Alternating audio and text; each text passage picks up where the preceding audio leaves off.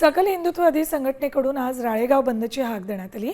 आदिवासी मुली बेपत्ता प्रकरणातील आरोपींवर कठोर कारवाईच्या मागणीसाठी बंदची हाक दिली। आदिवासी समाजातील मुलींची परराज्यात विक्री केल्याचा आरोप केलाय।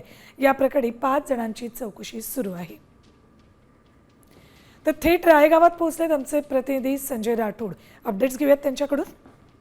राज्याचे आदिवासी विकास मंत्री अशोक उईके यांचा मतदारसंघ असलेल्या यवतमाळच्या राळेगाव तालुक्यात गेल्या 6 महिन्यात तब्बल 34 मुली बेपत्ता असल्याचा खळबळजनक आरोप भाजपचे जिल्हा अध्यक्ष प्रफुल्ल चव्हाण यांनी केल्यानंतर सध्या राळेगावमध्ये तणावाचं वातावरण आपल्याला पाहायला मिळते। आज हिंदुत्ववादी संघटनेकडून राळेगाव बंदची हाक देण्यात आलेली आहे। सकाळपासूनच यवतमाळ पोलिसांनी ठिकठिकाणी पोलीस बंदोबस्त लावलेला आहे। शहर कडकडीत बंद ठेवण्याचं आवाहन हिंदुत्ववादी संघटनेकडून देण्यात आलेले आहे। एका दाम्पत्याची ऑडिओ क्लिप बाहेर आल्यानंतर त्याच्या आधारे हा मोठा रॅकेट असून धर्मांतर करून एक लव जिहादचा प्रकार सुद्धा असू शकतो असा देखील दावा भाजप नेत्याने केल्यामुळे या प्रकरणाला सध्या एक वेगळं वळण मिळालेलं आहे। त्यामुळे आज या सगळ्यात घटनेचा सखोल तपास करून दोषींवर कडक कारवाईच्या मागणीसाठी